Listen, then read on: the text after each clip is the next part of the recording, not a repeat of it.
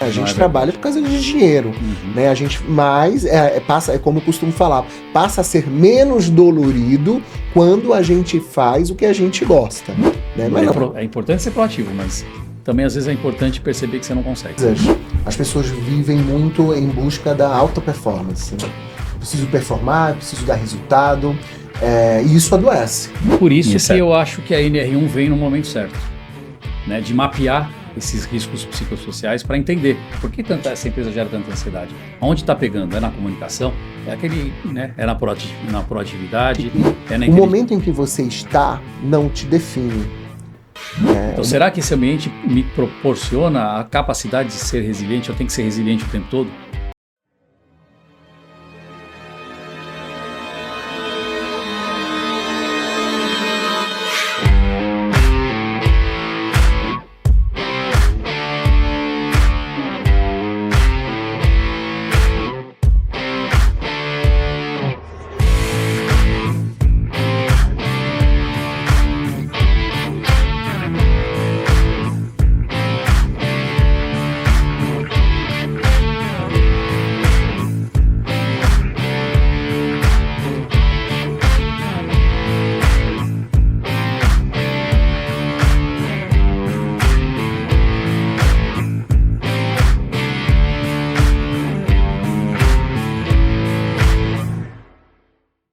Bora? Então bora começar o nosso quarto e último episódio da série Saúde Mental, recebendo aqui nosso querido Renato Lieberman, e a gente vai direto para o nosso Soft Skills do Povo.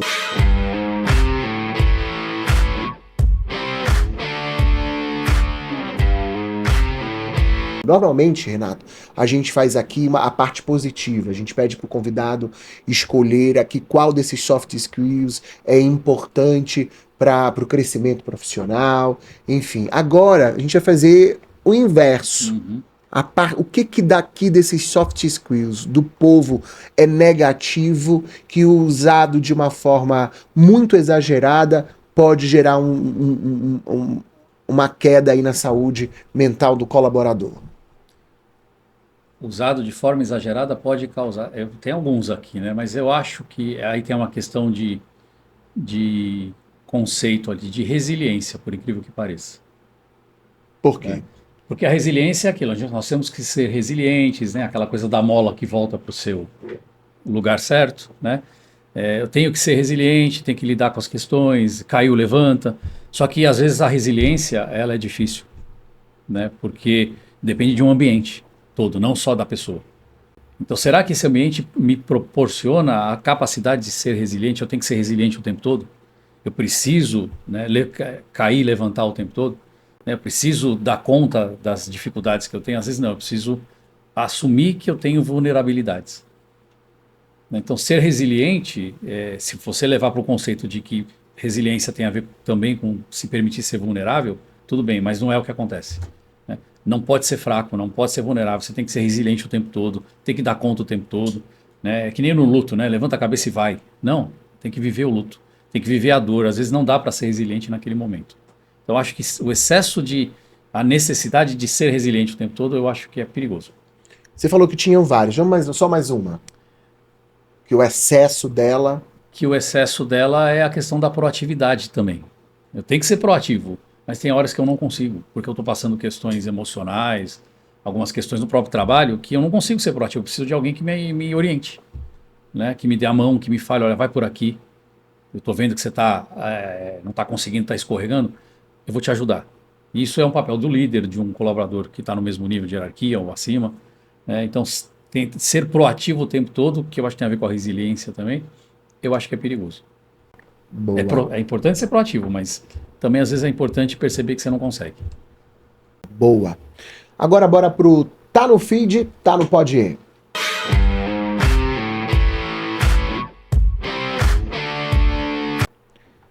Saiu uma matéria, Renato, no SBT News, o pessoal que está assistindo pelo YouTube está vendo, quem está assistindo por vídeo, que fala o seguinte: esgotamento e saúde mental no trabalho, casos de ansiedade dobram em 2 anos no Brasil. Como é que as empresas podem trabalhar melhor essa questão de gerar ou serem, né, vamos chamar de geradoras, né, dessa ansiedade diante dos seus colaboradores? Como é que as empresas podem serem mais sensíveis, digamos assim, na percepção de um trabalho que gera uma ansiedade forte aí, digamos assim, que incentiva a ansiedade diante dos colaboradores? Imagino que as empresas em si, sozinhas, lá no seu setor de RH, né, que tem um pouco dessa função, elas não conseguem olhar para isso porque o líder também está nisso. Ele também está nesse olho do furacão. Por isso que eu acho que a NR1 vem no momento certo, né, de mapear esses riscos psicossociais para entender por que essa empresa gera tanta ansiedade. Aonde está pegando? É na comunicação? É aquele, né, é na proatividade, é na inteligência emocional do colaborador e da própria empresa, é na cultura organizacional.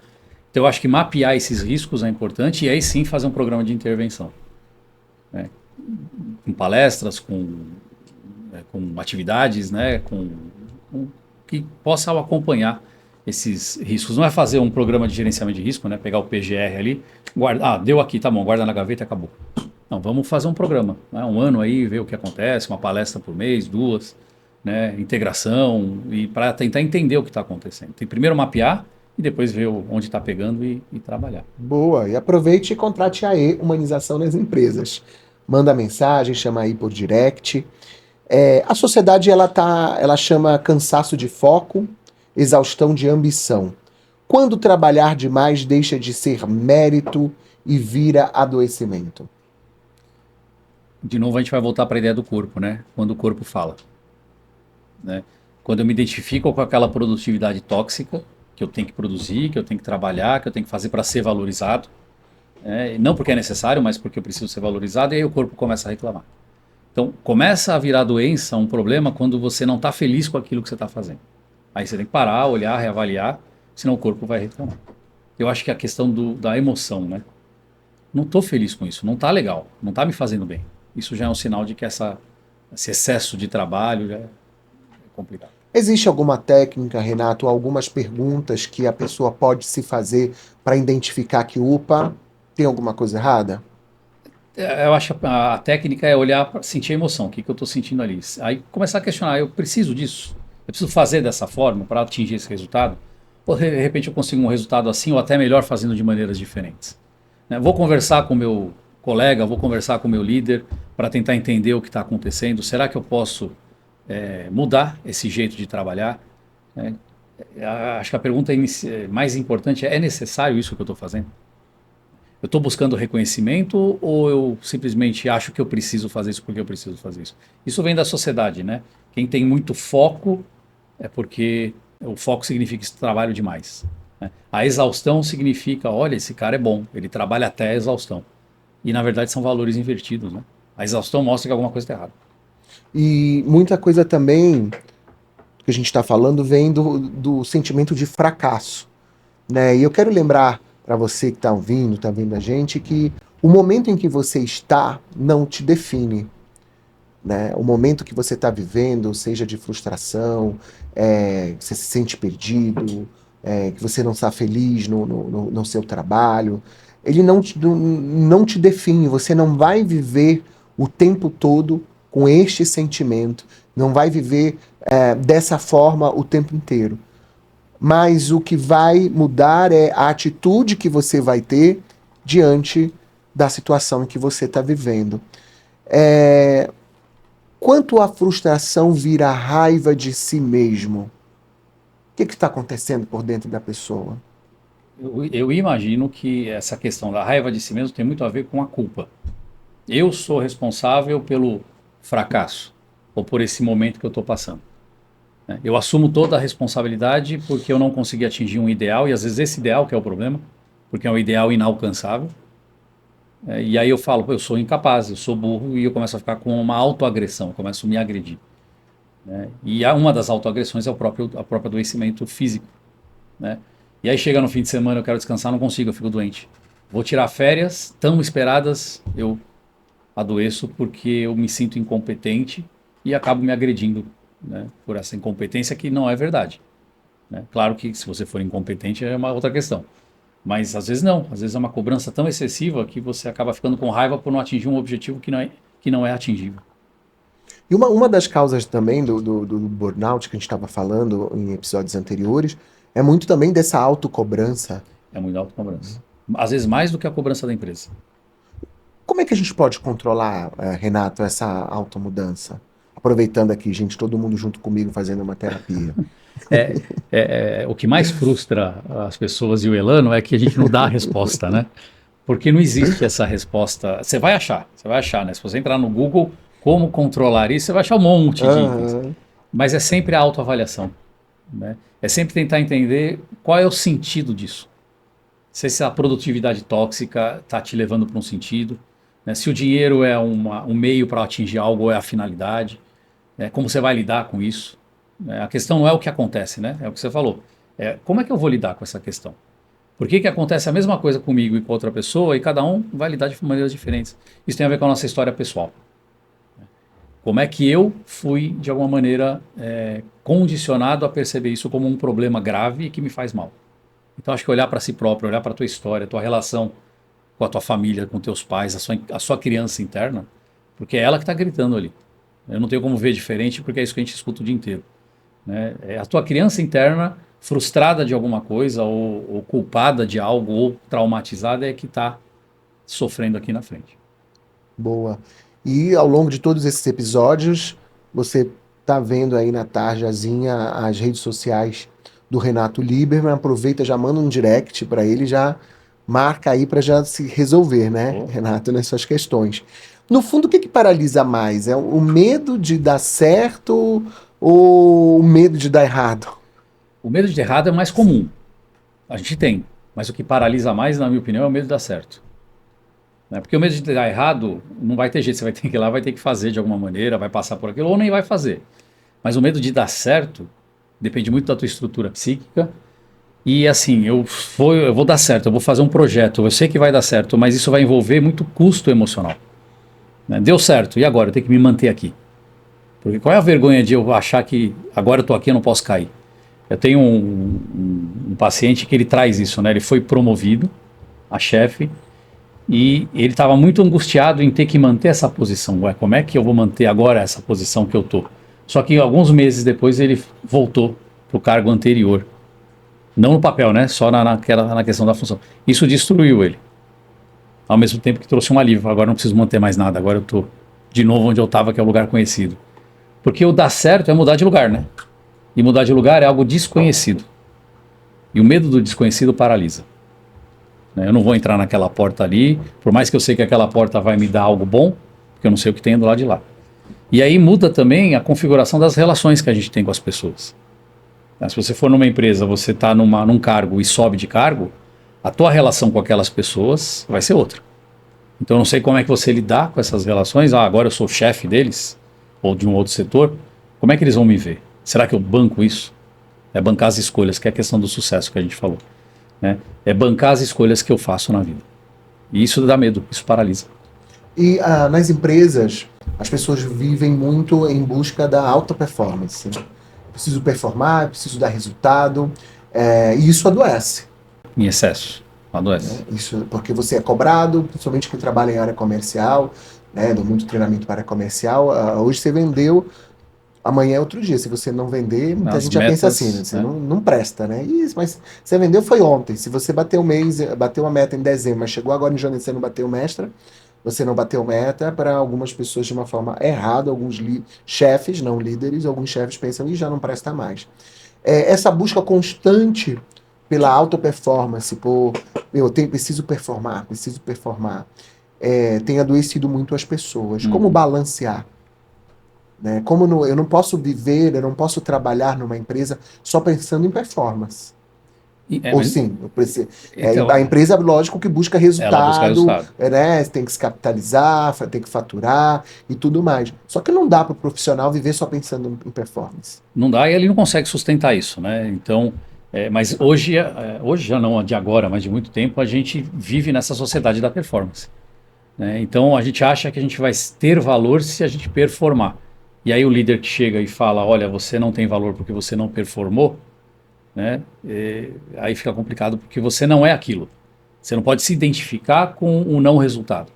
Você tem que ser quem você é, né? E perceber que resultados são transitórios. Um dia vai dar certo, outro dia não. E saber lidar, administrar isso. E as relações no trabalho, acredito que elas ajudam muito em não viver só na busca pela performance, porque o trabalho, lógico, tem muita gente que fala, né, nas redes sociais, ai, faça o que você ama, que você nunca mais vai trabalhar na sua vida. Para, né? A Não é gente trabalha verdade. por causa de dinheiro, Uhum. né? A gente, mas é como eu costumo falar, passa a ser menos dolorido quando a gente faz o que a gente gosta. Né? Mas não, a gente trabalha porque a gente vive no mundo capitalista e a gente gosta de ter uma vida legal Uhum. e para isso precisa ter dinheiro para pagar as contas, pagar os boletos, e ajudar quem tem que ajudar e tudo mais. Só que por isso que precisamos fomentar também as relações no trabalho, Sim. porque essas relações nos ajudam a fazer com que os dias sejam cada vez menos pesados em busca dessa alta Sim. performance. E as relações são muito importantes, né? E relações com pessoas que também estão passando a mesma coisa que você, também tem que performar, né? Mas, por exemplo, quando você vai no happy hour, muda de assunto, né? Fala de outras coisas, né? Fala do Corinthians, né? Não também está estressando muito ultimamente, né? Fala de outras coisas, né? E isso é muito importante. Façam, líderes, façam happy hour. Faça aquele café com o diretor, Uhum. né? Traga o CEO para próximo dos colaboradores, façam eventos de endomarketing para fomentar esses relacionamentos, até para quem hoje ainda tem a maior parte do time em home office. Existem várias dinâmicas online que gera e fomenta uma aproximação, mesmo que as pessoas estejam fisicamente distantes, entre as equipes. Esse é algo que existe a necessidade hoje, independente da NR1 agora, de que esses tipos de ação sejam feitos com mais frequência. Porque não adianta burro, desculpa falar dessa forma, até grosseira, me perdoem, mas não é legal, vamos falar assim, o empresário, o CEO, o diretor, o chefe, que pensa que gerar esses momentos de empatia entre os colaboradores, de relacionamento mais próximo entre os colaboradores, investir, né, nesses eventos, nessas ações, nessas dinâmicas, investir em treinamento é gasto, não é investimento, Investimento. porque nós precisamos de colaboradores felizes para que a empresa dê resultado. Se teu colaborador está triste, está com depressão, está com ansiedade, está com burnout, não está legal da cabeça, meu querido, é por isso que você não está dando resultado. Então, quando você, empreendedor, líder, pensa, eu não estou dando resultado, é porque eu tenho um time doente. Concorda? Concordo, e quanto mais gente doente no time, mais mostra que a empresa está doente. E não dá Não dá resultado, e resultado. não entra dinheiro na conta da empresa. E aí vira esse ciclo vicioso. Mostrar que está sempre bem nas redes sociais, seja nas redes sociais ou no dia a dia, no trabalho. Aquela pessoa que está sempre bem, que está sempre feliz, que está sempre produzindo, é um sinal de sucesso ou um adoecimento emocional? Na minha opinião, é uma doença. O sempre é redundante, né? O sempre mostra alguma coisa que está em excesso e traz uma adoecimento emocional. Onde tem excesso, tem falta. Né? Se eu estou muito bem na rede social, na vida particular, eu não devo estar. Né? Porque ali é uma imagem, eu criei algo que não é verdade. Né? Mas isso é o sempre, né? Eu tenho que postar ali porque o outro vai me comprar essa ideia, então ele vai comprar meu produto para ele também achar que vai conseguir ficar feliz. Né? Então, na verdade, é um marketing, mas não é a realidade que está lá. Então, eu acho que esconde algo. Né? Eu sempre brinco, né? Você tem algo demais, você faz algo demais, é porque está faltando bastante coisa em outro lado. Geralmente em questões opostas. E quando você falou de marketing, né, que acaba passando para vender um produto ou um serviço, de que você está sempre bem para poder vender aquilo, mas chega um momento que isso acaba. Uhum. Porque mesmo que você passe essa imagem,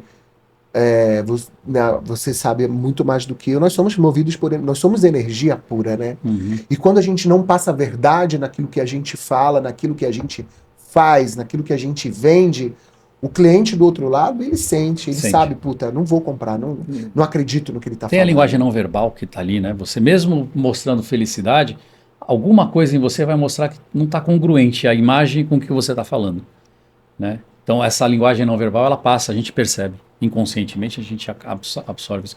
A internet é um palco, né? A gente é ator lá no palco da internet. E quando fecha a cortina, a gente vai lá para a coxia e mostra a realidade. São Por os isso que a gente tem que bastidores. ter muito cuidado com o que a gente consome de conteúdo Assim. nas redes sociais, né? Porque o que a gente vê por aí de pessoas que pregam o que não vivem e pregam o que não é verdade, você olha, tem pessoas assim quando eu estou passando ali no feed, porque faz parte do meu trabalho olhar o que as pessoas que estão no mesmo mercado que eu estão fazendo, que você olha e fala, gente, como é que alguém consegue ainda comprar esse serviço ou esse produto, porque tá aí na cara da pessoa que tudo que ela está mostrando ou fake. falando é fake, não é verdade. Né? A pessoa não passa a verdade. E a gente só passa a verdade quando aquilo que nós estamos falando ou fazendo é verdadeiro, vem de dentro. É genuíno, né? É congruente com quem você é. Essa é a questão. Tá caminhando paralelo também com a sua vida pessoal, Sim. né? Não só com a vida profissional. Para a gente encerrar essa série sobre saúde mental e esse nosso quarto e último episódio, mensagem, recado para quem está ouvindo e vendo a gente sobre esse tema. Como cuidar melhor da saúde mental. Eu gosto de falar isso para todos os meus pacientes, para mim, né? Para as minhas filhas, para todo mundo, né? A gente tem que aprender a ser quem nós somos de verdade. Nós vamos pagar preços, mas é muito mais barato esses preços do que você passar a vida não sendo quem você é. Então seja quem você é, né? Porque você vai encontrar o teu lugar, né? A tua tigela para você caber, você vai encontrar. Não queira entrar no lugar que não é teu, se sentir inadequado, né? Achar que eu sendo assim eu vou ser feliz. Não, seja quem você é, né? Eu vou perder amigos? Não, vai ganhar outros, de alguma forma. E sempre tem perdas, mas também tem ganhos, sempre. Renato, muito obrigado. Olha, aqui uma pequena lembrança, que é uma obrigado. Caneca nossa aqui Legal. no podcast, Obrigado. dessa daqui para você lembrar sempre da gente. Muitíssimo obrigado. Obrigado, Helena. Repito, sou seu fã. Eu que agradeço. Muito obrigado. Vamos ver se a gente coloca o Atitude a Vencedora de novo. Vamos lá. Valeu. E a gente vai ficando por aqui. Muito obrigado. Não esqueça, toda terça-feira sempre um novo episódio e surpresa para o tema da próxima semana da nossa série número 4. Já já você vai ficar sabendo, acompanhe nas redes sociais e não esqueça de se inscrever, acionar o sininho, curtir, compartilhar, porque pequenas atitudes geram sempre grandes mudanças.